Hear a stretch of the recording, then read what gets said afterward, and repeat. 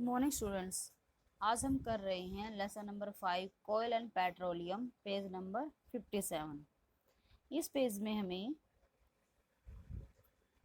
कोयल के बारे में बताया गया है, जो कि एक फॉसिल फ्यूल्स है।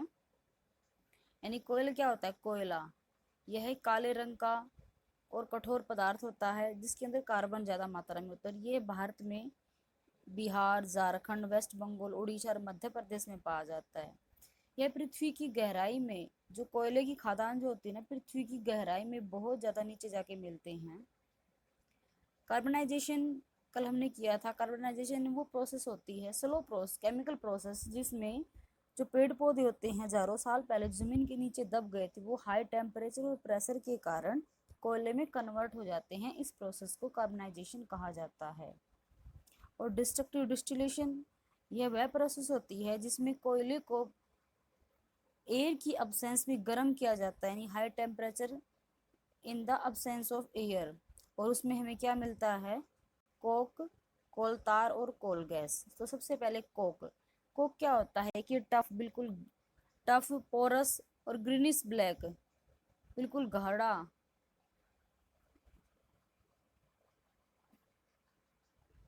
कड़ा, गाढ़ा मतलब कड़ा या कठोर, बहुत ज्यादा कठोर, पोरस छिद्र वाला, ग्रीनिश ग्रे शेड का होता है, ग्रीनिश ब्लैक शेड का होता है। और यह भी डिस्ट्रक्टिव डिस्टिलेशन प्रोसेस जो होती है कोयले की, उसमें हमें मिलता है। इसके अंदर 98% क्या होता है? कार्बन होता है। फिर इसके यूजेस, यह हमारे क्या क्या काम आता है? कोक होता है ना, यह जो रॉ मटेरियल्स होते हैं आयरन और स्टील इंडस्ट्रीज के अंदर, टू हीट फर्नेस, आग जलाने के लिए उसमें प्रयोग किया जाता है। दूसरा, कोक का प्रयोग रिड्यूसिंग एजेंट के रूप में किया जाता है, जितने भी मेटल्स होते हैं उनके ओर से अलग करने के लिए। Coke is use for manufacturing producer gas, ये प्रोड्यूसर गैस भी प्राप्त करने के लिए कोक का प्रयोग किया जाता है। फिर है कोल तार। यह ब्लैक कलर का विस्कस, बिल्कुल गाढ़ा लिक्विड होता है, जिसकी जो स्मेल हुई अनप्लीजेंट स्मेल होती है, मतलब बहुत ज़्यादा, जो हम प्लीजेंट जो हम सहन कर सकते हैं, अनप्लीजेंट असहनीय जो सुगंध होती है वह होती है। यह भी जो कोयले की डिस्ट्रक्टिव डिस्टिलेशन प्रोसेस होती है उसके द्वारा प्राप्त किया जाता है। इसका प्रयोग, these chemical substances are used as raw material for manufacturing dye, explosive paints, varnish, pesticide, plastics, synthetic fibre, photographic material, naphthalene balls और रूफिंग मटेरियल्स। इसमें मटेरियल्स होते हैं ये डाई बनाने के लिए, पेंट के लिए, फोटोग्राफिक मटेरियल के लिए, प्लास्टिक के लिए, सिंथेटिक फाइबर के लिए, इन सब में रॉ मटेरियल के रूप में इसका प्रयोग किया जाता है। फिर हमारे पास कोल गैस। कोल गैस को भी हम डिस्ट्रक्टिव डिस्टिलेशन के द्वारा, जो कोयले का आसवन विधि द्वारा इससे अलग किया जाता है, यानी कि अब्सेंस ऑफ द एयर। इसको काफ़ी मात्रा में कोयले को गर्म करके हम कोल गैस को प्राप्त करते हैं। कोल गैस के अंदर ये काफ़ी गैसों का मिक्सचर होता है, जैसे कि हाइड्रोजन, मीथेन और कार्बन मोनोऑक्साइड। इसकी कैलोरीफिक वैल्यू बहुत ज़्यादा होती है, इसलिए इसको हीट बर्न करने के लिए प्रयोग में किया जाता है, या इसको ईंधन के रूप में प्रयोग करते हैं। फिर है अमोनियम कंपाउंड्स।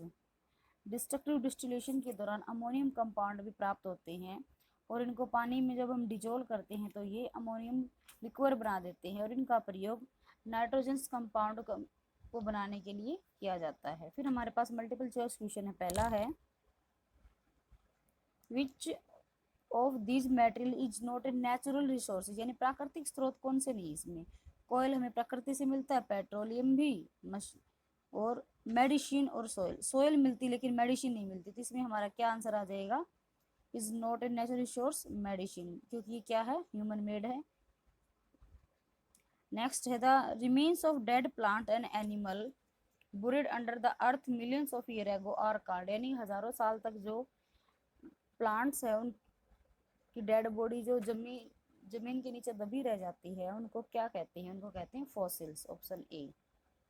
फिर है पेट्रोलियम। यानी पेट्रोलियम हमें ये जो कहाँ से मिलता है, कैसे मिलता है, यानी फॉर्मेशन ऑफ पेट्रोलियम, इसके बारे में पढ़ेंगे हम। पेट्रोलियम क्या होता है पहले देखिए।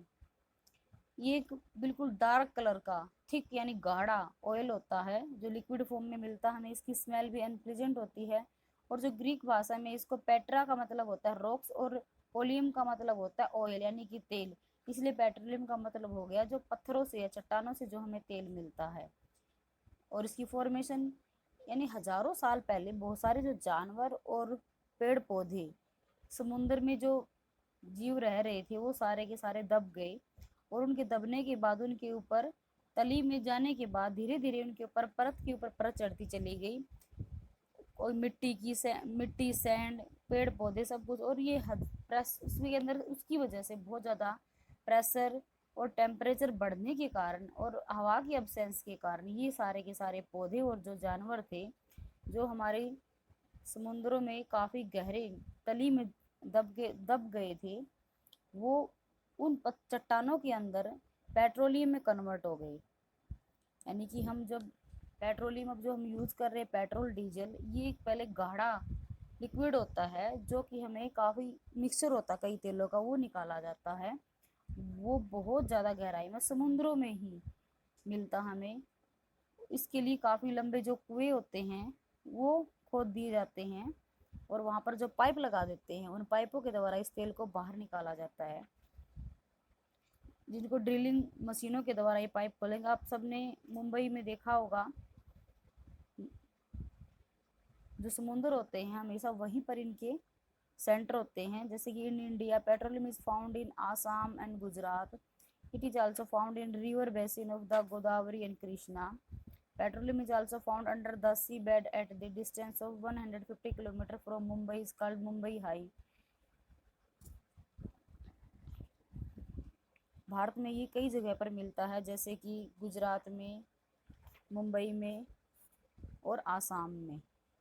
ड्रिलिंग मशीन के द्वारा कुएं खोद कर समुद्रों से इस तेल को बाहर निकाल लिया जाता है, और बाहर निकालने के बाद जो रिफाइनरी होती है डिस्ट्रक्टिव डिस्टिलेशन, उस प्रोसेस के द्वारा हाई टेम्परेचर पे जब हम इसको गर्म करते हैं तो ये अलग अलग लेयर बन जाती है इनकी, जो हम गाढ़ा तेल निकालते हैं वो अलग अलग लेयर्स में बन जाता है, और उसको फिर हम अलग अलग टेम्परेचर पर जैसे डीजल है, पेट्रोल है, फॉसिल फ्यूल्स हैं, इन सबको, और एलपीजी जो गैस होती है पेट्रोलियम गैस, उसको भी बाहर निकाल लेती है।